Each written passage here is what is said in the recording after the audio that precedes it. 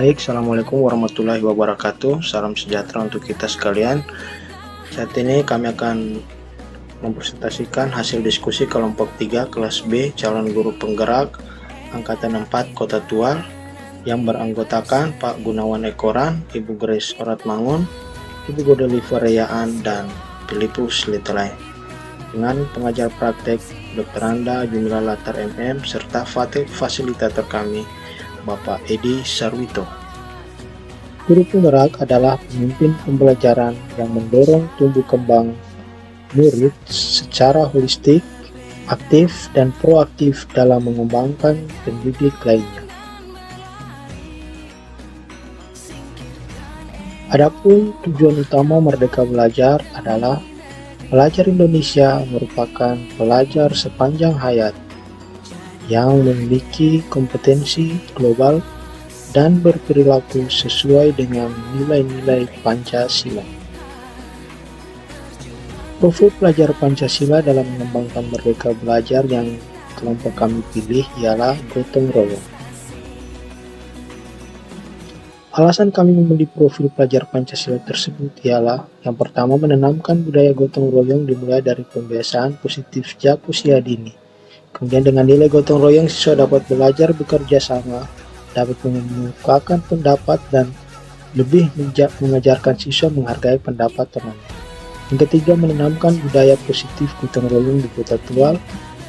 Menanamkan budaya positif gotong royong sesuai dengan tuntutan kecakapan di abad 21 tentang 4C, yaitu critical thinking and problem solving, creativity, communication skill, ability to work collaboratively. Hal-hal positif dari pemikiran Kajar Dewantara berdasarkan kontekstual atau kearifan lokal yang ada di Kota Tual, yaitu budaya Maren dan budaya Yelit. Budaya ini ada di semua desa kelurahan yang ada di Kota Tual. Budaya Maren artinya berkumpul dan membagi secara terpisah pekerjaan kepada orang-orang yang hadir dalam suatu kegiatan kerjasama agar pekerjaan dapat selesai dengan cepat sesuai dengan jangka waktu yang telah ditentukan. Budaya Maren diartikan sebagai suatu perilaku kerja dalam membantu orang lain secara kekeluargaan, sukarela, dan tanpa digaji atau dibayar. Budaya Maren juga merupakan salah satu budaya kumpul keluarga untuk mengerjakan suatu pekerjaan milik keluarga yang satu, kemudian akan terjadi hal yang sama kepada keluarga yang lain.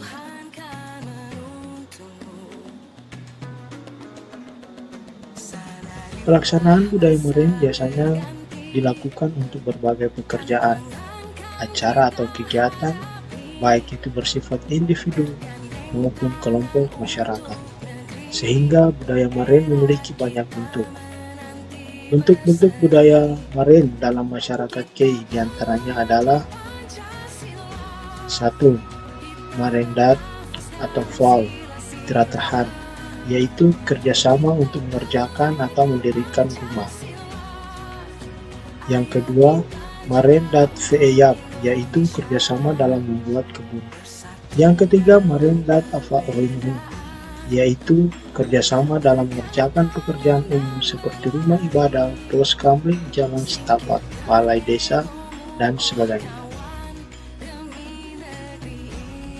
Yang kedua, budaya Yelim. Yelim berarti memberi bantuan berupa materi kepada orang lain dengan tangan, dan berasal dari keinginan hati yang ikhlas dan tulus.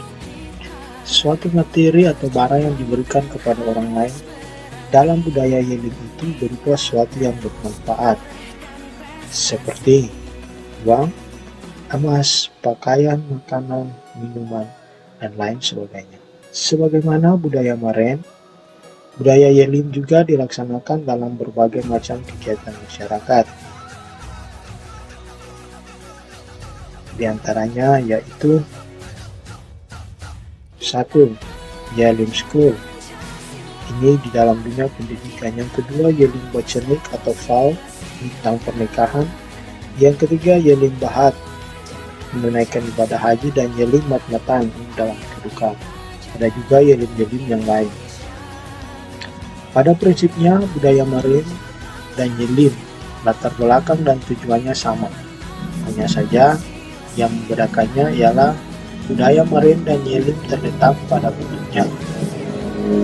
Budaya Maren dalam bentuk tenaga atau jasa, sedangkan budaya Yelim dalam bentuk sumbangan materi seperti uang, makanan, pakaian, dan sebagainya. Dari kearifan lokal itu, nilai yang selaras dengan pemikiran Ki Hajar Dewantara menurut kelompok kami ialah yang pertama silaturahmi, kemudian kekeluargaan, tanpa keterpaksaan, kepedulian, kerjasama, saling membantu, serta saling menghargai kontribusi dari masing-masing. Adapun tantangan dan solusi penerapan pemikiran Ki Hajar Dewantara yang sesuai dengan konteks di kelas dan sekolah kami, yaitu tantangannya, guru membutuhkan waktu ekstra untuk merencanakan hingga melaksanakan pembelajaran berdiferensiasi. Tantangan yang kedua, guru dituntut memiliki ide atau gagasan maupun praktek, baik untuk berkreasi, mengembangkan aktivitas pembelajaran berdiferensiasi. Solusinya, yang pertama, guru dapat mengatur waktu dengan baik. Kemudian yang kedua, guru melakukan pengembangan diri melalui berbagai seminar atau diklat, serta dapat mencari inspirasi dengan menelusuri dunia maya. Indikator ketercapaian, yang pertama, siswa terlibat aktif dalam setiap kegiatan yang sekolah buat. Dua, siswa wajib membantu tanpa pamrih. Dan yang ketiga, siswa mampu berkolaborasi untuk mencapai tujuan bersama. Apa yang akan dilakukan untuk mencapai profil pelajar Pancasila yang dipilih? Pertama, melakukan metode pembelajaran dengan menerapkan nilai metode-metode yang misalnya diskusi kelompok, demonstrasi, dan aktivitas. Menetapkan program sekolah untuk bersih-bersih lingkungan, berkolaborasi dengan teman sebaya, kerja kelompok atau diskusi, dan tugas piket di kelas.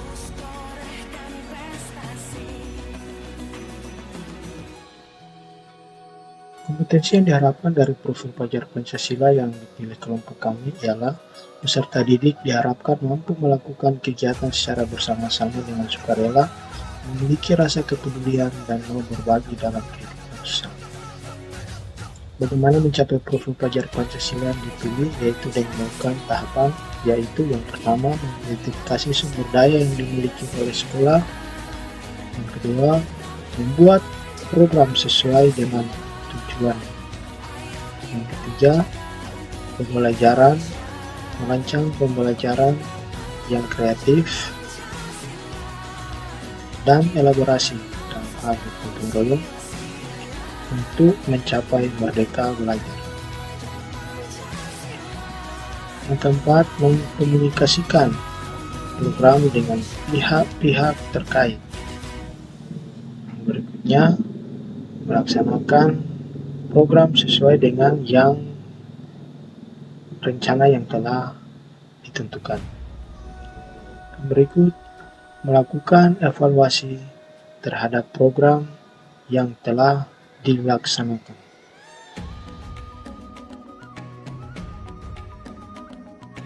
Dan yang terakhir, menyusun rencana tindak nyata. Siapakah para pihak yang terlibat dan bagaimana peran mereka? Yang pertama, peserta didik yang selalu ingin berkembang sebagai objek utama. Yang kedua, calon guru penggerak yang berperan membuat program dan menggerakkan komunitas belajar. Yang ketiga, rekan guru di sekolah yang mendukung program yang akan dilaksanakan. Keempat, kepala sekolah yang berperan memfasilitasi dan memberikan pengawasan. Kelima, komite sekolah yang berperan sebagai pendukung dan pengawasan. Keenam, dinas pendidikan yang berperan sebagai pendukung dan pengawasan serta promosi program. Hal-hal ini juga merupakan potensi sekolah yang dapat mendukung untuk mewujudkan merdeka belajar. Demikian hasil diskusi kelompok kami tentang desain kerangka pembelajaran sesuai pemikiran Ki Hajar Dewantara. Salam dan bahagia.